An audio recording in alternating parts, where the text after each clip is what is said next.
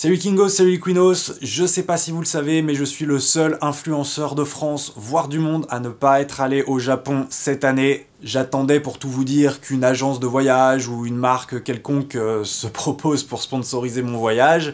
Après pas mal d'attentes, personne ne s'est manifesté, donc tant pis, j'ai décidé de pas me laisser abattre et de quand même partir. Comme je suis un peu ric-rac niveau thune parce que je suis au chômage, je peux y aller que 48 heures, mais c'est pas grave, je compte bien vous emmener avec moi, c'est parti pour le vlog.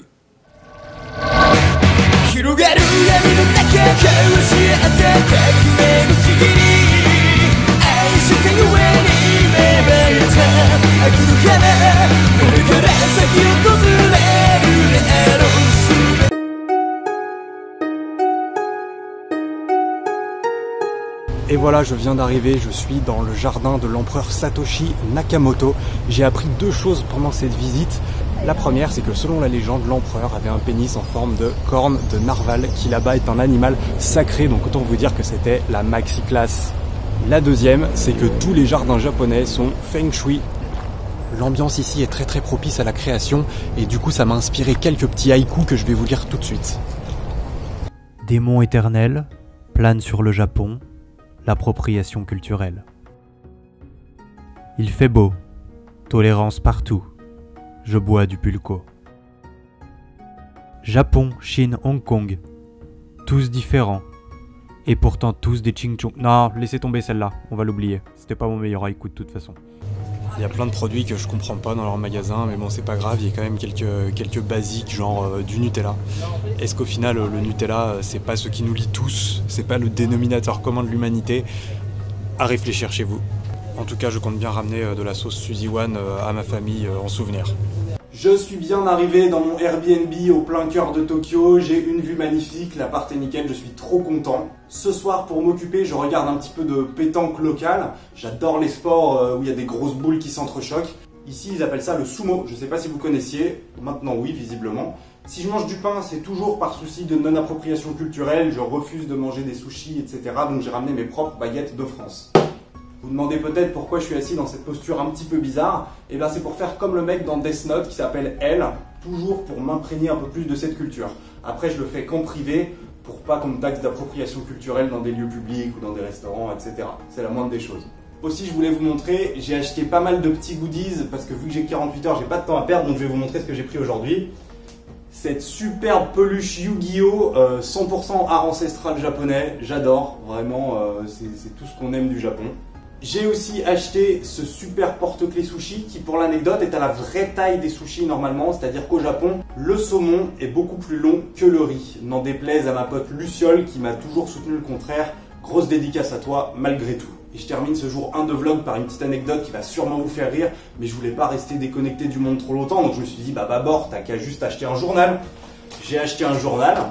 Sauf que j'avais complètement oublié qu'ils n'utilisaient pas les mêmes polices de caractères que nous. Eux, ils utilisent des trucs qui sont tout en bas dans la liste des caractères Windows, la Winding, Windigolo et tout. Bref, c'est illisible, je sais pas du tout comment ils s'y retrouvent. Tant pis pour moi, il faudra que j'attende d'être revenu.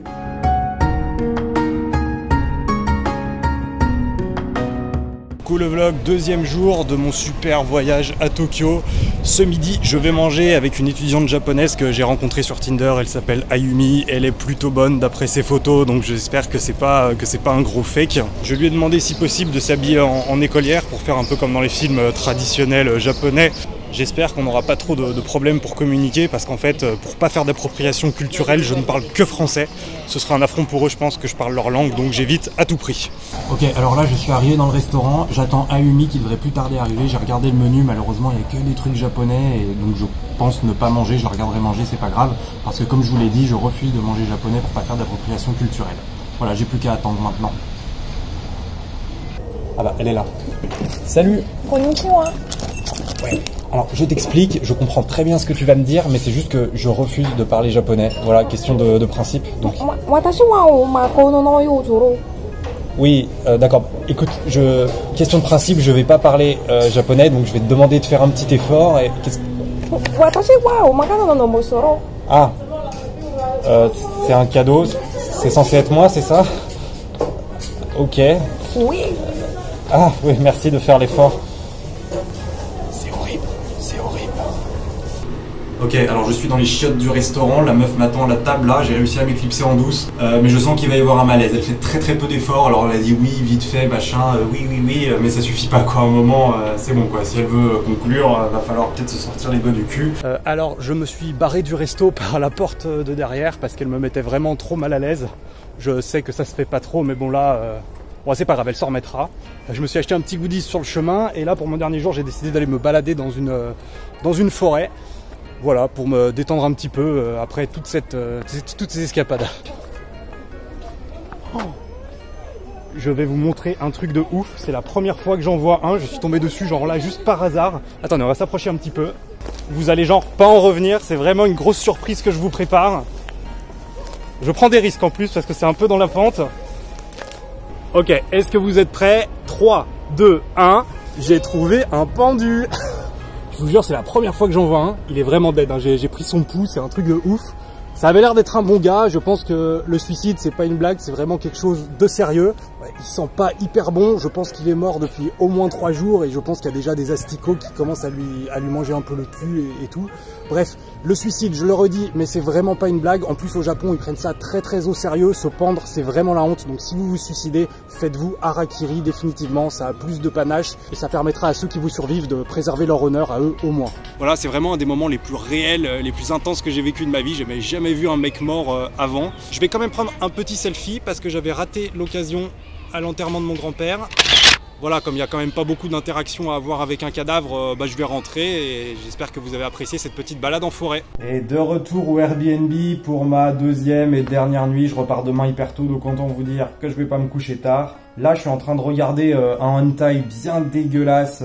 À l'heure où je vous parle, il y a des tentacules qui sortent de la chatte d'une meuf, c'est vraiment infâme. Si je fais ça, c'est pas par plaisir, c'est vraiment pour me couper l'appétit parce que j'ai plus assez de sous pour me payer à manger. Mais ça marche plutôt pas mal.